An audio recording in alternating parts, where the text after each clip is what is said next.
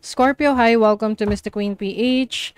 At titingnan natin ang energies for you ngayong second half ng 2025, July to December. Ayan. So, if you're interested in private readings, meron tayong link sa description at sa pinned comment. Paka-check nyo na lang yung information kung paano mag-book for a private reading. And please subscribe to our channel to show your support. Like, share this video, at comment na rin kayo kung kayo ay naka-resonate. Ayan, let's see Scorpio. What's up? What's the energy? Second half ng 2025. Uy, Aries energy. This is about taking action, focusing on yourself.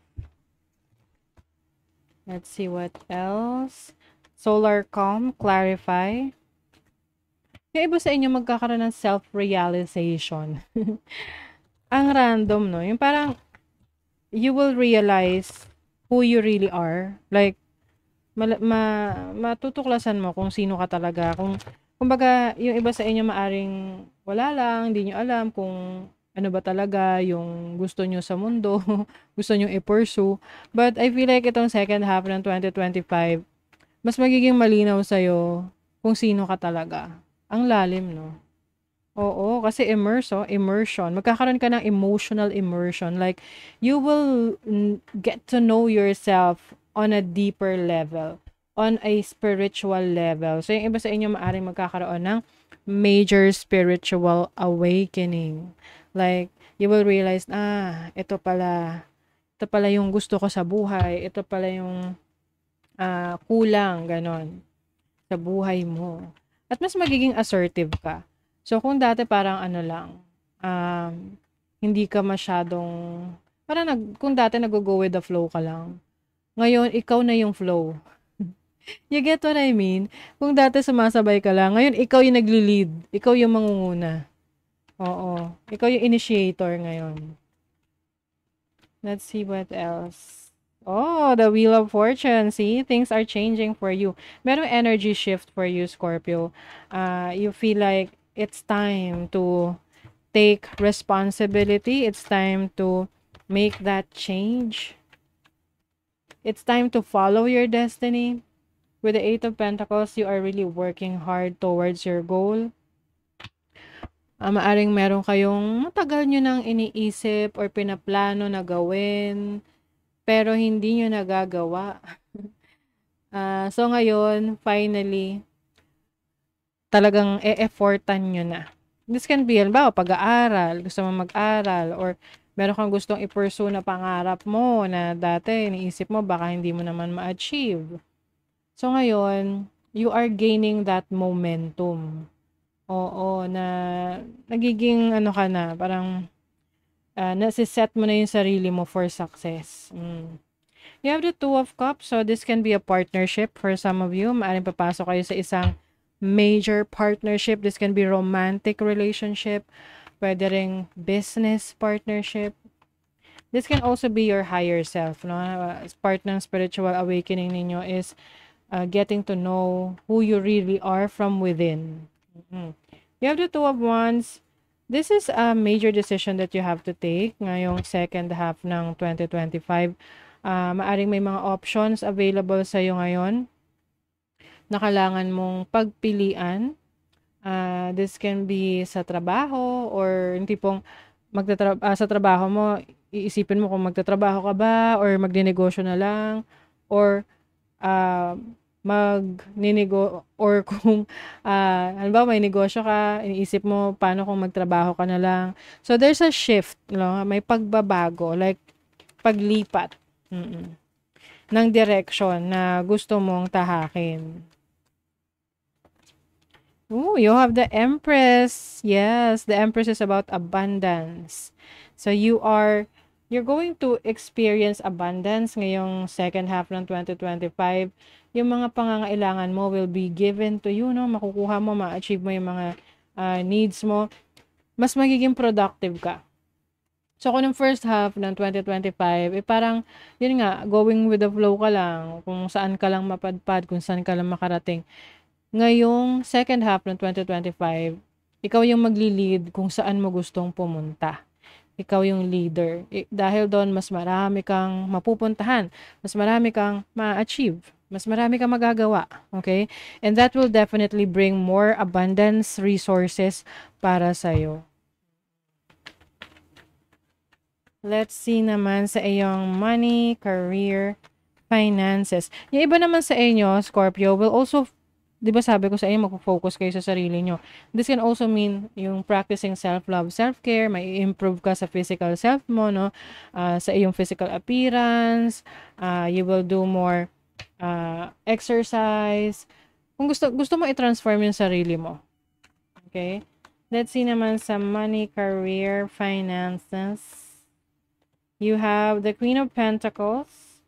And then, the Four of Cups. Yeah. Yung iba sa inyo kasi, maaring hindi na kayo ganun ka komportable or hindi na kayo ganun ka saya sa sitwasyon nyo ngayon sa trabaho nyo, sa career nyo, or sa finances nyo. Gusto nyo may magbago dyan. Okay? Now, you're going to use your resources. Gagamitin mo yung mga tools, mga pangangailangan, yung mga kailangan mo para ma-achieve mo yung success mo na yan. You are becoming wiser.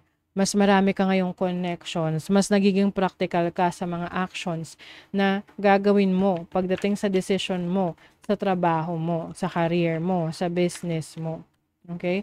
So, just take whatever resonates. So, halimbawa, gusto mo magnegosyo, ayan, mag-degenerate ka ng pondo para makapagsimula ka ng negosyo. Mag-aaral ka, aralin mo kung ano yung dapat mong malaman na skills para yun yung pasukin mo na career or field of work. Diba? Kasi yung ba sa inyo, sabihin nyo na tapos na, tama na, ayoko na magtiis, ganon. Ayaw nyo na magtiis Gusto nyo na may magbago sa sitwasyon nyo. So, sa inyong love life, you have the Nine of Pentacles. Yung iba sa inyo single. Oo. Pwedeng ayaw nyo ng relationship sa ngayon. You want to focus on improving your life, improving your career, improving your life as a whole, no? If you are already in a relationship right now, maaring mas magiging practical kayo ng person mo na maisaayos yung inyong financial status, no? Yan yung gusto nyong i-build, yung pagkakaroon ng stability sa inyong finances. Wow, ang ganda Great good fortune. Merong swerte na parating. And I think itong swerte na to related to sa career, trabaho, finances ninyo. Alam nyo, Scorpio, things will change the moment you decide to take action. Oh my God, quotable quotes. May magbabago, no, sa buhay mo positively, sa positibong pagbabago kapag ikaw mismo ay nakapagdesisyon na gawin na yung mga plano mo for your career, business. Meron ditong meron lang bagay na magpapalungkot sa'yo. This can be a relationship sa kung kanino man na para siyang may mga you might need to cut off connections. Maaring kailangan mong mag-burn ng bridges. So, ibig sabihin, cutting off connections sa isang kaibigan na alam mong hindi na siya nagre-resonate sa'yo, hindi na kayo nagkakaintindihan. This can be anyone, no? Can be a family member, friend, or katrabaho, or sino man na malapit sa'yo, na somehow maapektuhan ka emotionally. Ooh, there's a new job, new career for you. Oh, that really makes sense. New job, new career for you, Scorpio, ngayong second half ng 2025. That's part of the new beginning. Deep friendship with someone of the same sex. So, maaring yung iba sa inyo, makaka-develop kayo ng malalim na pagkakaibigan sa isang tao na kapareho mo ng gender, no? So, doesn't have to be, yung parang, basta kung whatever you are resonating with, no? Kung ano yung gender preference ninyo.